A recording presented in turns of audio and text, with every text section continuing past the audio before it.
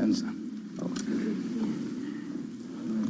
Good morning. When you were rejected from Harvard Business School, it was obviously somewhat of a failure in your mind. How do you adapt to your failures in life to make you more successful? yeah, well, that's a very good question. You know, how do you turn failure into a plus?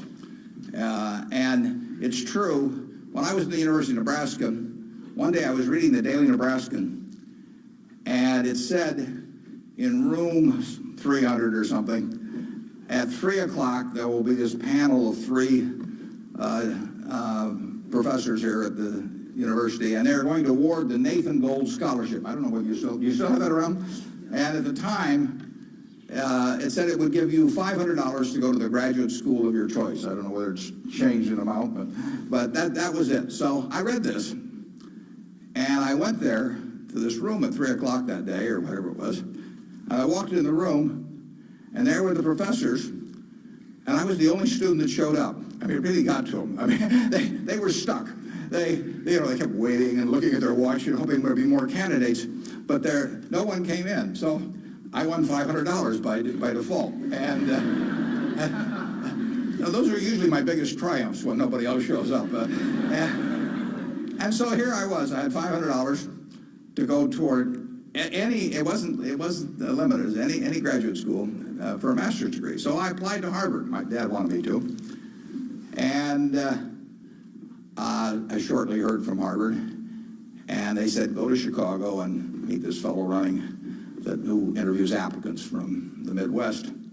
So I got on the train, and that's what you did in those days, and I spent about 10 hours on the Burlington going to Chicago. Then I transferred to another little interurban train to go up to this country day school where this fellow was the headmaster, and he was the big interviewer for Harvard. And I got there, and after about 10 minutes, he said, better think about something else. But, he come back later on. I was 19 at the time, and I looked about 12, and I acted about 8. So it was not a great combination. So he said, forget it. So I took the little interurban train back to Chicago, and I took the 10-hour train back to Omaha. And all the time I'm thinking, what do I tell my parents? It's kind of embarrassing. But it was the luckiest thing that ever happened to me. Because if I'd gone to Harvard, I would have gone to a 2-year business school. I instead applied to Columbia, where I could graduate in 1 year and get a master's degree. Luckily, that by the accident of it and being in the Nebraska National Guard, which did not get called up for the Korean War, I missed going in the Korean War. I got to meet Ben Graham, which had an enormous effect on me subsequently. And I probably got my wife that way because she was going to Northwestern. And I was able to put on sort of a full court press because I got out in 1 year. And otherwise, she'd have met some other guy. I mean, I got her before the competition showed up. And so it worked out wonderfully. It couldn't have worked out better. And that's been my life, basically. I mean, things, you will get some disappointments, but the future is what counts. That'd be fun if I knew every decision I was going to make was going to be perfect. It would not be as much fun. It'd be like playing golf and knowing you're going to hit a hole-in-one on every hole. You wouldn't play golf if every time you got on a tee, you just took a swing and the ball ended up in the hole. It'd be fun for a few days. You get on TV, but the game would not be any fun. So it's failure, and I wouldn't even consider them failures, but they're mistakes or whatever you want to call them. They're part of the game, and in the end, you go on, and we've made plenty of mistakes in business. We'll make plenty more, and the Babe Ruth, and for a long time, it subsequently got eclipsed by a few fellows, but he held the record for strikeouts. So held the record for home runs and was the highest paid baseball player until the modern era came along. So it's part of the game. If you take big swings, you're going to miss sometimes. But the Harvard thing, you'll get a kick out of this. They invited me back to the 25th anniversary of this class to talk to them, and I went back.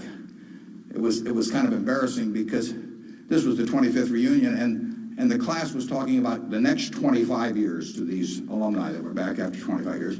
And my job was to talk about the next your financial future in the next 25 years. This was in, whenever it was, in the mid-70s. And right before me on the program, Masters and Johnson were talking about the next 25 years of their sex lives. So nobody stayed around for my talk. But that night at the alumni meeting, the fellow who was president of class stood up and said, we're big enough to admit when we make mistakes around here, and we turn this guy down and throw him back in the water. And so now we'd like to make him an honorary member of the class. So they did it, and they voted, and everybody voted for it. And I stood up and I said, I recited the story that I told you. And I told him, I said, at the time I was kind of philosophical about this. I was young, and maybe my grades weren't that good or something. And so I took the rejection kind of well. But I said, now that I've met the people that got into class, I'm really sore.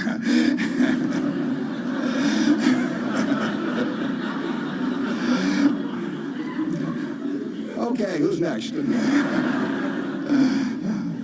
Yeah. You can answer, I'll repeat it. Okay. Yeah.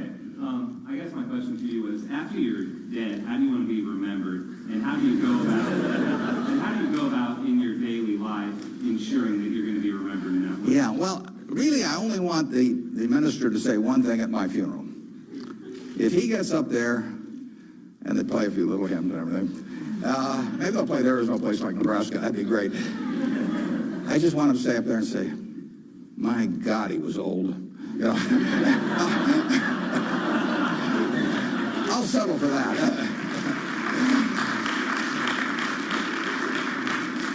But the truth is that, to some extent, Berkshire is my creation. So I would like people, to the extent that people regard that well, that's what counts. I mean, that's my painting. And I hope that people look at, I've been running it out for almost 38 years, just about 38 years exactly, and it means I only got another 30 or 40 to go.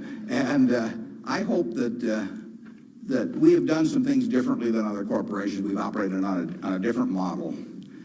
And I hope two things about it, actually. I hope, A, that people realize that model works and why it works and so on, because it does conflict with certain management theory over the years. And secondly, the important thing is that it lasts well beyond me. I was down at Walmart 6 months ago and talked to their management group, and I had a great time. What is really astounding, I voted for Walmart as the most admired company in the country last year. That's where my vote went. It was astounding what Sam Walton built, starting in Bentonville, Arkansas, with a pickup truck, taking on J.C. Penney and Kmart and Sears and all of these people with no money, no real estate, no preference with vendors, no credit card list, anything. He just took them on, and of course he just ran away from them. But the really impressive thing about Walmart is that Sam died about 11 years ago, and there had been no momentum lost. I mean, what he instilled in that company, nobody else could have built it like Sam, but David Glass first and Lee Scott now as the CEO, they have kept that company with its special culture going at full steam ever since. And that's really what I hope happens with Berkshire, and I've tried to think about ways to make that happen. But the real test will be if 10 or 20 years after I die, that the special culture that I think is part of Berkshire is not only just as strong as ever, but even stronger. We have a situation at Berkshire where in 38 years, we got all kinds of CEOs out there running all kinds of businesses, 3 or 4 of them in Omaha.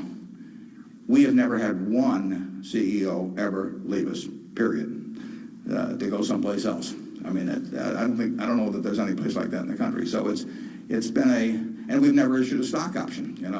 You read in the papers that you got to have stock options to attract quality people, all that sort of thing. I mean, we've never had a share of them, and in the end, I don't know how many dozens of managers we're talking about, but no one has ever left for another job, and some have been offered way more money. In fact, Ajit Jain, who runs our reinsurance operation, probably could have increased his income 10 tenfold. Now, he's already making many millions, but tenfold. But he doesn't want to leave. And that is the culture that I hope we can maintain, and that's what I'd really like to be. If I've done anything to contribute to that, continuing after I die, that would be terrific. Of course, I actually plan to keep managing Berkshire after I die. You have to understand that. I have given all the managers Ouija boards. You know, I've got these dark rooms they're going to go into, and I'll be there. Mrs. B at the Nebraska Furniture Park worked till 103 at Berkshire, and she's sort of our examples. And then she took off from work, and she died the next year. So it's very dangerous to quit as early as that.